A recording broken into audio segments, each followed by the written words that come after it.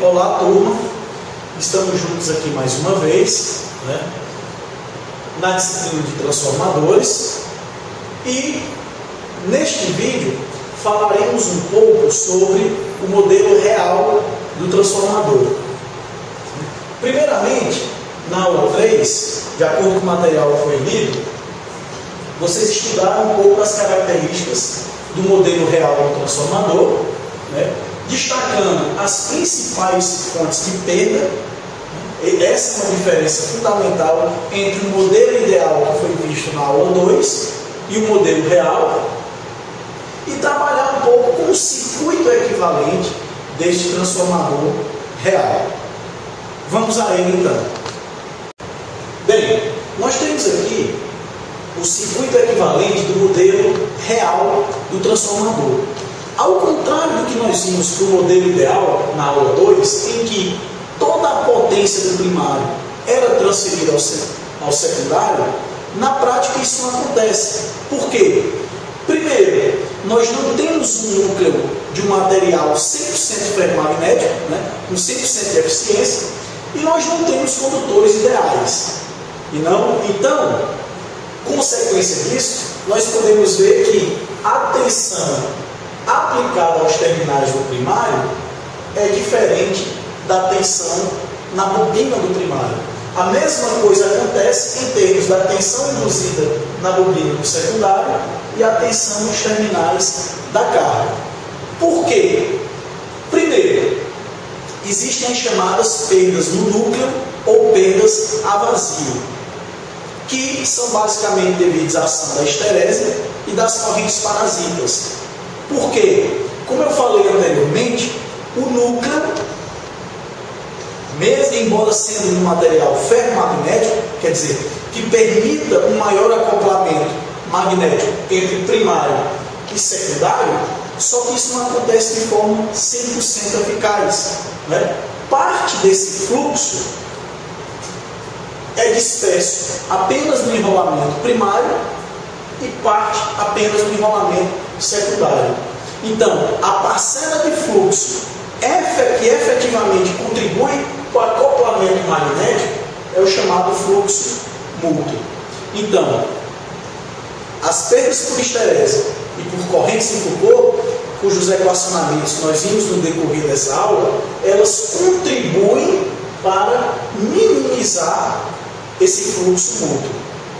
Daqui a pouco o professor Luiz vai falar sobre, construtivamente, o que deve ser feito para melhorar essa questão. Essa dispersão que existe tanto no primário quanto no secundário em se tratando de fluxo é representada aqui pelo circuito por uma reatância indutiva, né? Então tem aqui a reatância indutiva de dispersão no primário e a reatância indutiva de dispersão no secundário. Além disso, existe uma reatância de magnetização, né? Essa reatância aqui, ela é responsável por produzir o mínimo fluxo necessário para que haja ação transformadora, mesmo quando o transformador está vazio, né? E esse núcleo ferromagnético, ele também tem uma resistência interna. É claro que o efeito da associação dessas impedâncias é muito menor do que em relação às impedâncias do primário e secundário.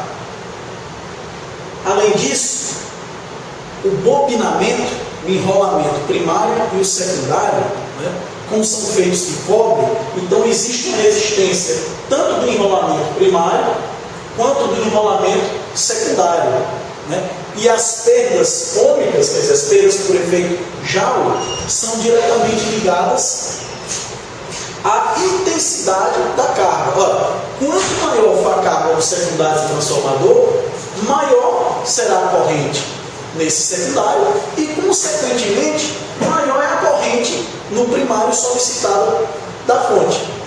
Consequência, as perdas ômicas, tanto no primário quanto no secundário, serão ainda maiores. Então, agora, feita essa breve explanação sobre o circuito do modelo real do transformador, o professor professor Luiz vai mostrar agora para vocês um transformador e alguns aspectos construtivos, inclusive com o objetivo de minimizar essas tais perdas.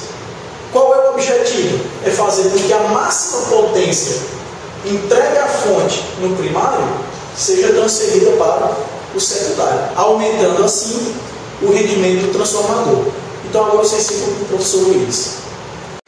Bom dia, pessoal. Dando continuidade ao nosso vídeo, eu estou aqui com dois transformadores que nós vamos fazer uma comparação analítica para relacioná-los à questão das equações que foram dadas na aula 3, tá? E a gente vai analisar esses transformadores do ponto de vista construtivo, ok? Esse primeiro transformador que vocês têm aqui, ele converte 220 em 110, assim como esse menorzinho também. A grande diferença entre um e outro é a questão da potência processada, tá?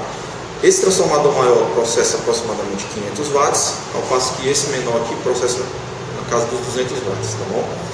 A grande diferença entre um e outro é a questão do volume, porque a relação de transformação entre 220 e 110, entre a conversão de 220 e 110 é a mesma, tá? Dando sequência aí, a gente vai dar uma olhada com mais detalhes na questão do laminado, de como é que essas lâminas são distribuídas, tá bom? Então, para isso a gente vai desmontar o transformador. Eu vou iniciar o processo de desmontar, só que a gente vai, usando técnicas de edição, acelerar o processo, ok? Ok, moçada? Então vamos lá começar. Alicatezinho comum, chavezinho de fenda comum. Esse processo pode dar mais trabalho. Esse transformador já foi montado de maneira mais fácil, tá?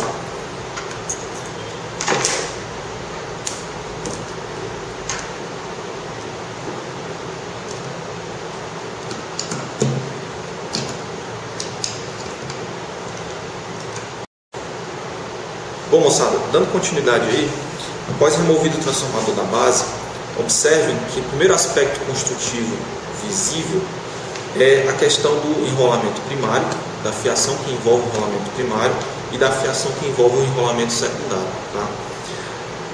Como o enrolamento primário, nesse caso aqui do transformador, ele está associado aos 220 volts e a potência que esse transformador processa é constante, o que é interessante? Você gastar pouco com o uso de cobre, tá? Então, como você vai ter menos corrente circulando pelo primário, se usa uma bitola de fio menor, tá? Por conta de questão financeira. Ao passo que o secundário, como vai ter uma corrente mais elevada, geralmente o dobro, você vai ter uma bitola de fio maior, tá? Esse é o primeiro aspecto construtivo que você observa em qualquer transformador, essa questão da bitola relacionado à questão da transformação de potencial, tá?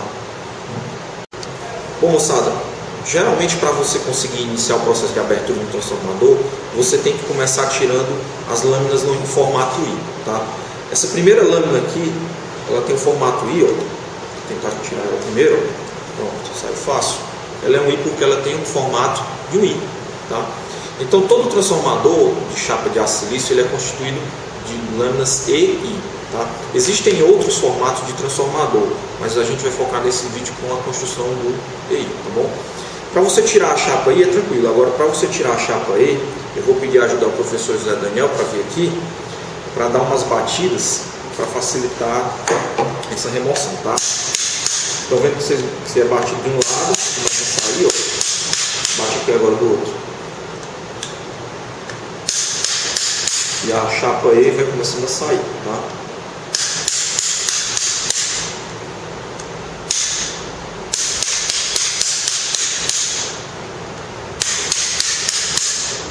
Observando aí que a chapa está saindo.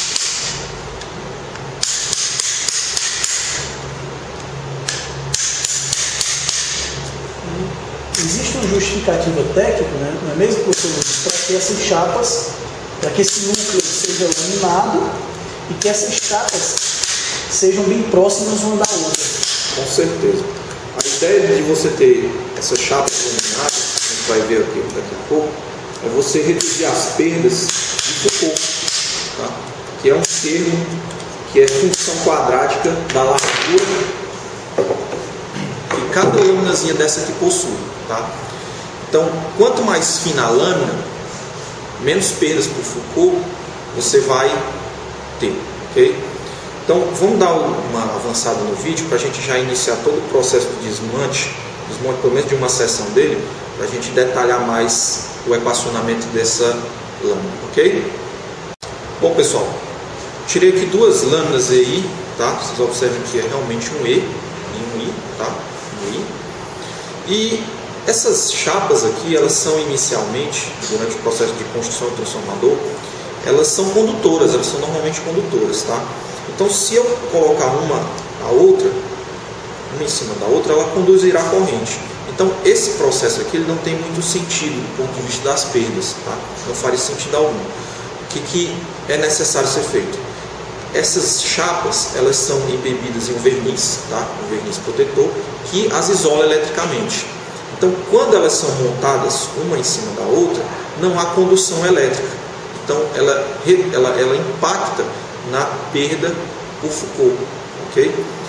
Essas chapas aqui, elas são constituídas de aço silício, ok? Existem alguns transformadores que trabalham com outros materiais amorfos, visando a possibilidade de reduzir ainda mais essa dimensão, tá? Torná-las mais finas, justamente tentando aumentar a eficiência do transformador ao reduzir-se a perda por Foucault, ok?